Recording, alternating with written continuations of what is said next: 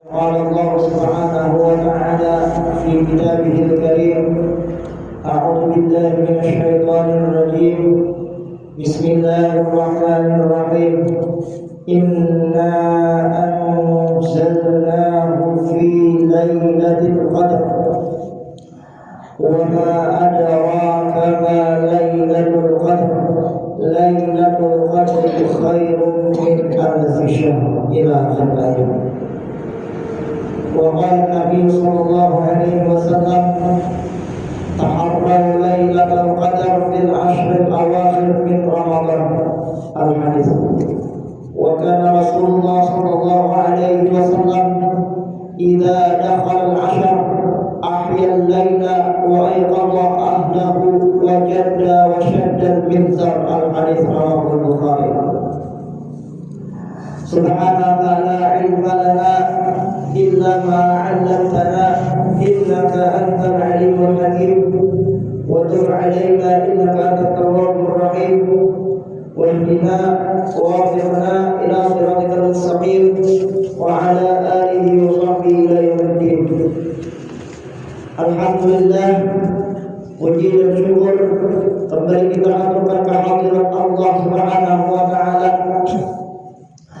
Karena dengan kudrat dan iradat Allah Subhanahu wa taala lah kita dapat berkumpul di tempat yang mulia ini bersama-sama melaksanakan salat subuh berjamaah dan kemudian membahas tentang ilmu agama.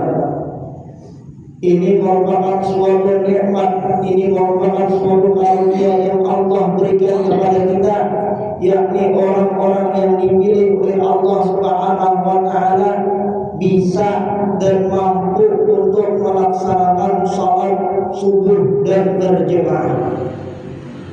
Banyak orang yang hanya mampu melaksanakan salat subuh namun tidak bisa berjamaah.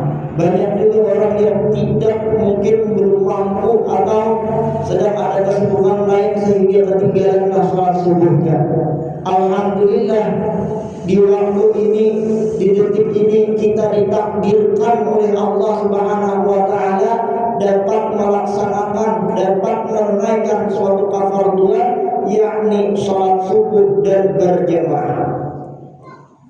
Kemudian salawat dan serta salam semoga selalu tercurah kepada kehadiran kita, junjungan kita Nabi besar Muhammad sallallahu alaihi wasallam dan kepada para sahabat-sahabat beliau, kepada para ahli dunia beliau dan orang yang telah mengikut sunnah Rasul beliau ila yaumil qiyamah.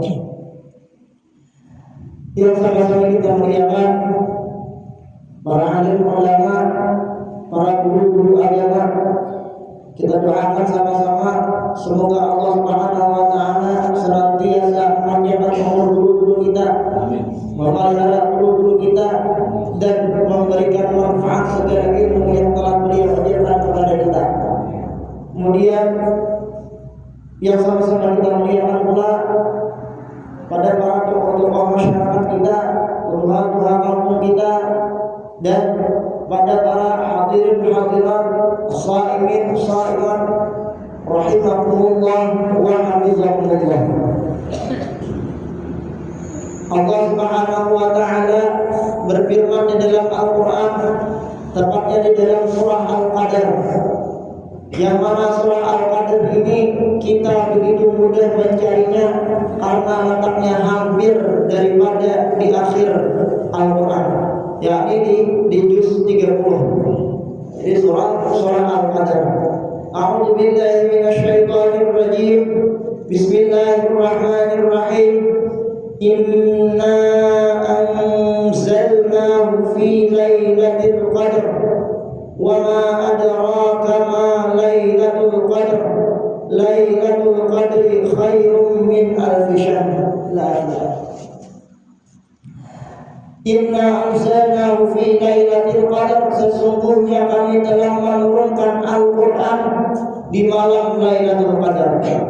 Maksudnya Allah Subhanahu wa taala menurunkan Al-Qur'an dari Lauhul Mahfuz ke langit dunia itu tepatnya pada malam Lailatul Qadar. Jadi Al-Quran itu diturunkan Allah secara akad, diturunkan Allah secara langsung dari Lauhul Mahfuz ke langit dunia, itu tepatnya di Lailatul Qadar. Adapun Al-Quran itu diturunkan kepada Nabi kita pertama kali, yakni pada tanggal 17 bulan Ramadan, atau biasa kita peringati dengan Nuzulul Quran. Alhamdulillah sekarang kita sudah memasuki daripada malam ke 16 malam ke-16 itu malam 17 sama bulan malam 17 itu malam juga disebut dengan Nuzulul Quran. Surah Al-Quran diturunkan pertama kali kepada Rasulullah SAW, yakni di bulan Ramadan, tepatnya pada tanggal 17 Ramadan. Tempat diturunkannya Al-Quran yakni di Gua Hira. Surah yang pertama kali turun adalah surah Al-Alaq. Berapa lama Al-Quran diturunkan kepada Nabi SAW? Tidak langsung keseluruhan, tapi bertahap demi bertahap sesuai dengan kondisi atau keadaan zaman waktu itu. Kayak misalnya Rasulullah SAW mempunyai istri Sayyidah Aisyah radhiyallahu anha, yang mana diceritakan di dalam tarikh dalam Khulasatul Yakin itu bahwasanya Sayyidah Aisyah ini pernah dituduh oleh orang-orang munafik, yang mana orang-orang munafik ini diketuai, diminatori oleh Abdullah bin Ubay bin Salul. Ini ketua daripada orang-orang munafik zaman dulu. Jadi orang-orang munafik ini membuat fitnah, membuat propaganda bahwasanya Sayyidah Aisyah ini telah melakukan perselingkuhan dengan seorang sahabat yang bernama Safwan bin Mu'attal. Karena misalnya Sayyidah Aisyah ini ketinggalan daripada rombongan. Jadi sewaktu rombongan kan kendaraan mulai diangkat, ada tambuhan di atas itu, di atas Sayyidah Aisyah juga. Tapi walhasil Sayyidah Aisyah ini ringan nafasnya. Nah, diberi pasukan turun istirahat, Sayyidah Aisyah ini qadha hajat, menunaikan hajat. Nah, setelah selesai daripada peristirahatan buat orang angkat tadi, diangkatlah orang tamu tadi. Wah, Sayyidah Aisyah belum buat. Nah, jadi Sayyidah Aisyah duduk menunggu di sana. Dan ternyata di belakang rombongan itu ada seorang sahabat yang bernama Safwan bin Mu'attal. Safwan bin Mu'attal pernah melihat Sayyidah Aisyah sebelum diwajibkannya bercadar, pernah melihat Sayyidah Aisyah. Ini berarti istri Rasulullah. Safwan bin Mu'attal ada menapai Sayyidah Aisyah. Jadi disuruh buat di tunggangan di kendaraannya Safwan bin Mu'attal sampai ke tempat Sayyidah Aisyah. Nah, disitulah orang-orang munafik membuat propaganda bahwasanya Sayyidah Aisyah ini dituduh berselingkuh dengan Safwan bin Mu'attal. Nah, Rasulullah pada ketika itu diam. Sikap Rasulullah yang diambil diam sebelum turunnya wahyu. Selama 40 hari baru turun wahyu Al-Quran menjawab bahwasanya mereka itulah orang-orang munafik yang menyebarkan fitnah kepada Rasulullah. Nah, jadi ada secara apa? Jadi Al-Quran kita garis bawahi, Al-Quran itu diturunkan kepada Rasulullah ada secara keseluruhan, tapi berangsur-angsur. Nah, berapa lamanya? Lamanya itu 22 tahun, 2 bulan, 22 hari. 22 tahun, 2 bulan, 22 hari. Itu lamanya Al-Quran diturunkan kepada Rasulullah SAW. Nah, hadirat rahimahullah wa hafizahullah. Jadi Al-Quran tadi turunkan pertama kali dari Lauhul Mahfuz ke langit dunia, itu tepatnya di malam Lailatul Qadar. Wa ma adraka ma Lailatul Qadar. Dan tahukah kamu apakah malam kemuliaan itu? Lailatul Qadri khairum min alfi syahr. Lailatul Qadar, malam kemuliaan itu lebih baik daripada 1000 bulan. Nah, hadirin hadirat rahimahumullah wa hafizahumullah. Lailatul Qadar ini kalau kita sedikit membahas tentang Lailatul Qadar, Lailatul Qadar ini memang banyak ulama yang berpendapat. Di antaranya banyak ulama yang berpendapat di 10 daripada akhir bulan Ramadan. Tetapi walau demikian, pendapat ulama itu bisa aja ada, bisa terjadi, bisa aja ada. Yang intinya Lailatul Qadar itu dirahasiakan oleh Allah Subhanahu wa taala. Makanya ulama tahu, mungkin karena Sidin pernah beberapa kali melalui dan bertepatan dengan itu selama masa hidup Sidin. Nah, jadi lalu Sidin Ali membuat di dalam kitab bahwasanya bila kita puasa hari ini Lailatul Qadar ini malam ini. Nah, itu. Jadi intinya Lailatul Qadar itu disembunyikan atau dirahasiakan oleh Allah Subhanahu wa taala. Apa hikmahnya disembunyikan oleh Allah? Apa hikmah daripada Lailatul Qadar itu dirahasiakan oleh Allah supaya kita umat Islam ini rajin beribadah.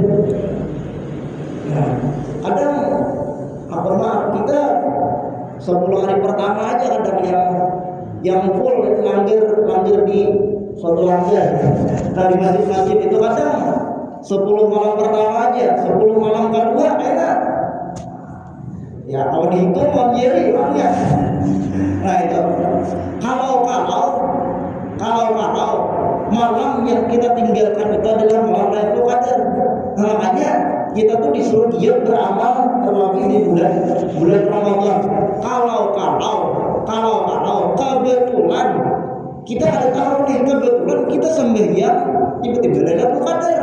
Nah, jadi apa yang kita minta ketika itu dikabulkan oleh Allah Taala. Nah, makanya kisah daripada Kuitan Datuk Alam Kaya, Kuitan Sidin Tuhan Nanggaran ada Sidin Abdullah dan Muhammad Sidin Aminah. Itu kan kisahnya Kuitan Datuk Alam Kaya itu bertambah malam Lailatul Qadar, beberapa kali bertambah malam Lailatul Qadar. Permintaan Sidin apa? Permintaan Sidin jadikanlah anak keturunanku ini alim 7 bulan. Dan terbukti kita bisa melihat di mana-mana ada manusia Muhammad Asal dan Jari di Berenggai, dekat Abdurrahman Rukit, di Tangiran, Saat, di Kandangan ada juga. Nah, banyak keturunan saya Muhammad Asal dan Jari.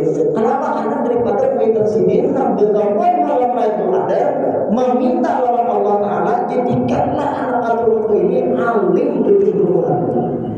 Nah, jadi berdoa itu kita jangan hanya meminta ya Allah dan sugih. Boleh, silakan. Karena jadi masalah ya Allah, sugihkan Allah ya Allah. Adih dong dari Allah.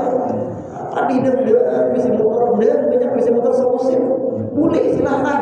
Akan tetapi yang lebih utama ialah permintaan kepada Allah itu tentang akhirat. Yang bangsa akhirat. Kenapa? Karena hidup di dunia ini kan ada berdosa. Likulli ummatin ajal. Setiap umat itu ada ajalnya. Fa idza jaa ajaluhum la yastakhiruna sa'atan wa la yastaqdimun. Amun mudah ajalnya, maka orang lagi ditunda.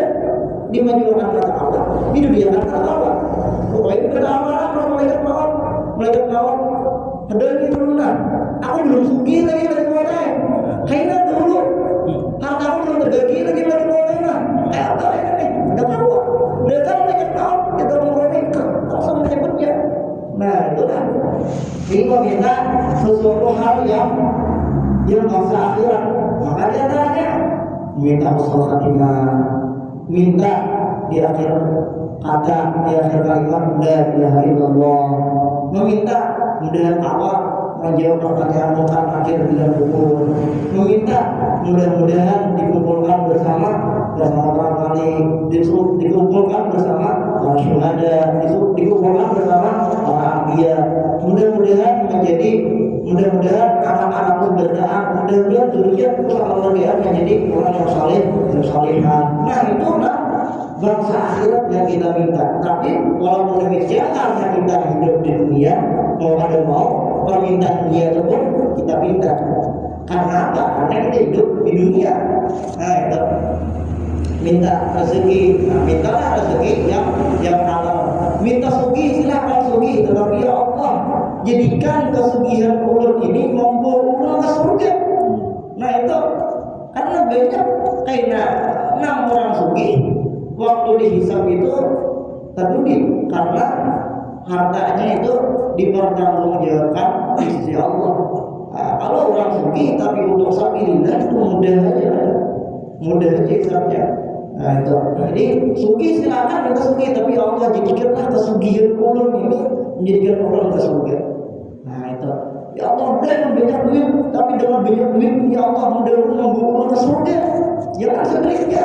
Nah itulah yang kita minta. Jadi di samping kita meminta perkara dunia, jangan lupa kita meminta perkara akhirat. Ya Allah udah kamu sugi, tapi dia minta sehat. Nah buat apa kita? Banyak duit misalnya, nah kita kalau apa-apa, kena aja di rumah kalau orang tidak satu misalnya lah, bila lah. Nah kalau kita, jadi di samping kita meminta perkara dunia, maka juga perkara akhirat.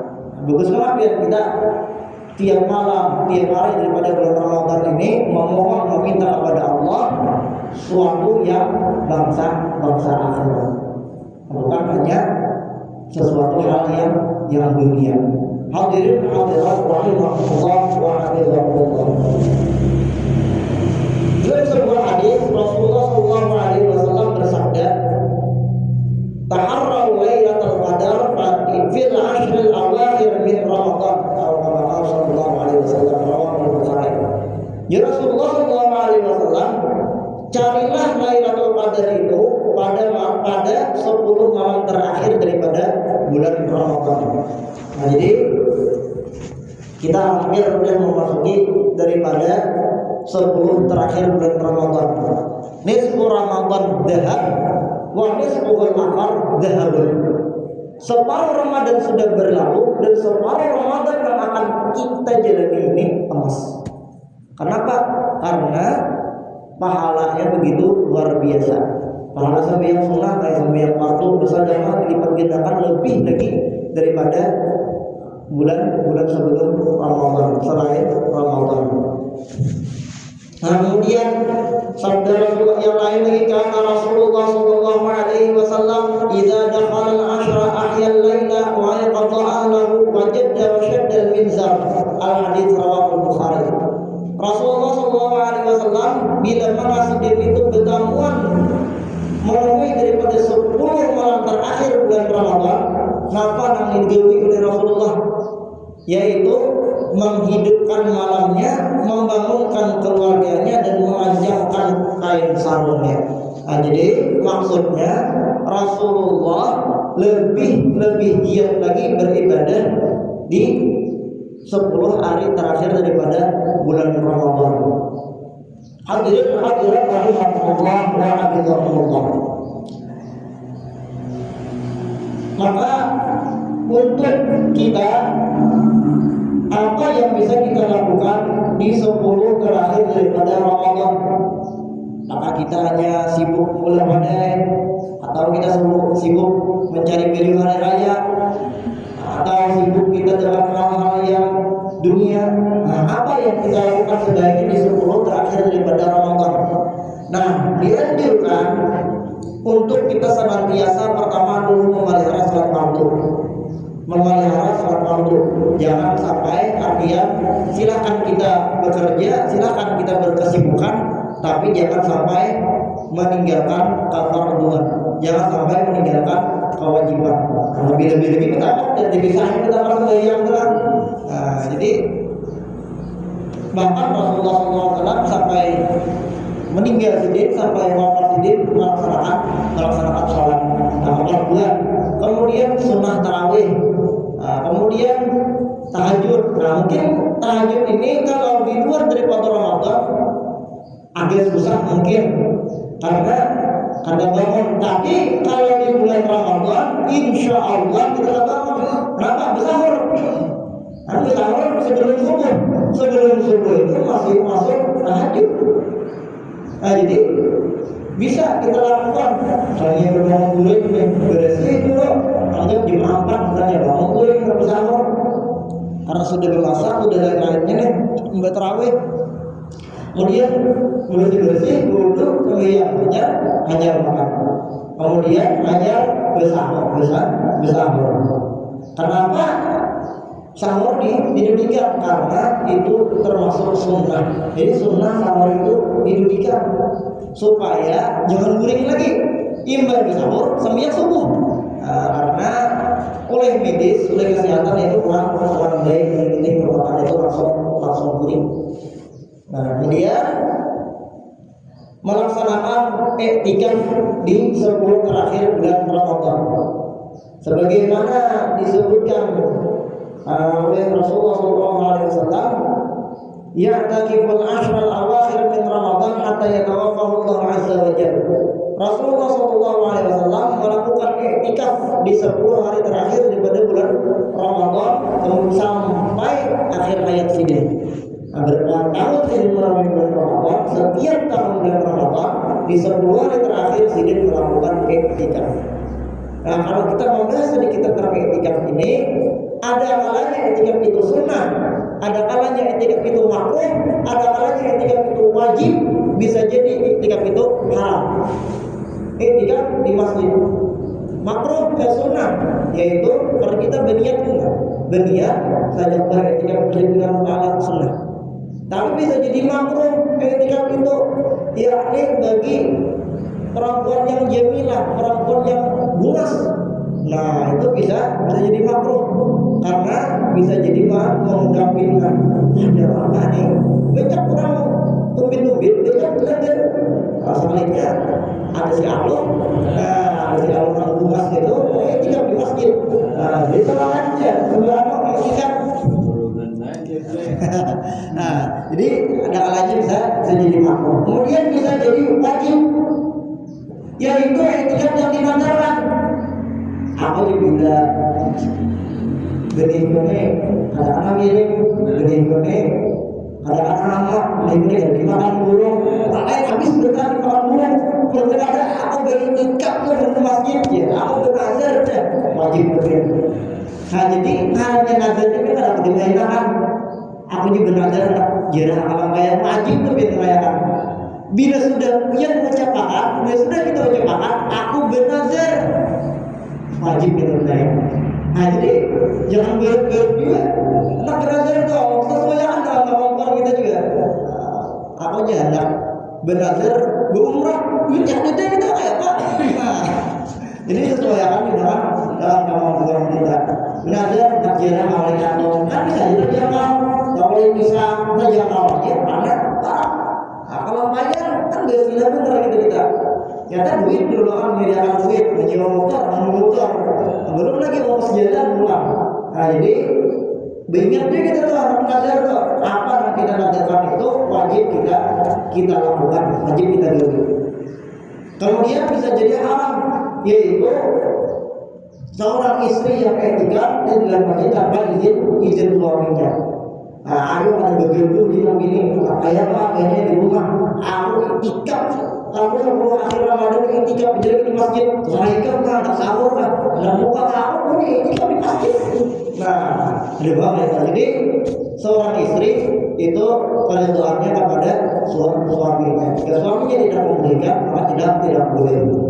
Nah, kemudian hadirin rahimahullah wa rahimahullah, terakhir yang bisa kita lakukan di antaranya juga memperbanyak sedekah. Sebagaimana sabda Rasulullah SAW, ayu sedekah afdal? Qala sedekah fi Ramadan, al-hadis. Ya Rasulullah, daripada Sayyidina Anas berdakwah kepada Rasulullah, wahai Rasulullah, sedekah apa yang paling afdal? Ujar Rasulullah, bersedekah di bulan Ramadan. Nah, Bapak kita perhatikan untuk bersedekah ini mempunyai dua ketentuan. Yang pertama adalah kita bersedekah ini dengan ikhlas. Jangan diungkit-ungkitkan kita juga aku yang memberi, ada aku ada yang kamu. Nah, jangan lagi jangan bersedekah. Kemudian yang kedua, yang kita sedekahkan itu halal. Nah, jadi yang kita sedang amal itu halal, punya kita sendiri atau hasil daripada kerja kita. Karena jika yang kita sedang makan haram itu, maka haram juga untuk digunakannya. Sesuatu yang diperdapati dengan cara yang haram, maka haram juga menggunakannya. Kendaraan dibawa majelis itu baik, tetapi manakala kendaraan itu didapat dari cara majunta, haram kita menggunakan ke majelis. Walaupun ke majelis makan kendaraan itu baik, atau majunta bikinnya wakaf. Anak baju raya apabila caranya dibukul dengan wakaf langgar, itu kan baju segen hari raya, segen beribadah bagus, pakai baju hajar beribadah itu bagus, tetapi didapati dengan cara yang haram. Karena apa? Mengambil duit wakaf itu kan baju, maka baju itu jadi haram memakainya. Dan seterusnya. Jadi hadirin hadirat rahimahullah wa hafizakumullah, simpulannya, mari sebelum habis daripada bulan Ramadan ini kita maksimalkan, kita gunakan sebisa mungkin untuk beribadah. Kita maksimalkan bulan Ramadan ini untuk beribadah, tadarus Al-Quran, kemudian bersedekah, kemudian sholat, dan segala amal-amal kebaikan. Karena segala amal kebaikan di bulan Ramadan ini dilipat gandakan untuk menyemangati kita, untuk supaya kita semangat beribadah di bulan Ramadan ini. Tanamkan di dalam hati kita, kalau ini menjadi akhir daripada bulan Ramadan yang aku temui. Nah, jadi kalau tahun kayaknya aku ada bertambah lagi dengan lain malam dekat hari daripada Ramadan. Jadi untuk memicu semangat kita beribadah di bulan Ramadan ini, kalau ini mudah-mudahan panjang umur kita berikan. Kemudian dan juga kita tanamkan dalam hati, bulan Ramadan ini hanya ada setahun sekali, dan Allah Subhanahu wa taala melipatkan segala pahala ini hanya di bulan Ramadan, dan Allah Subhanahu wa taala mengkhususkan malam Lailatul Qadar juga hanya di bulan Ramadan.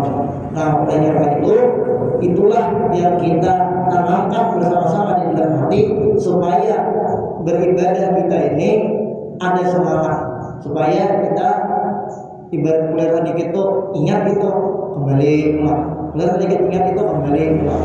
Nah, jadi itulah daripada sedikit penyampaian pada subuh ini. Mudah-mudahan Allah Subhanahu wa taala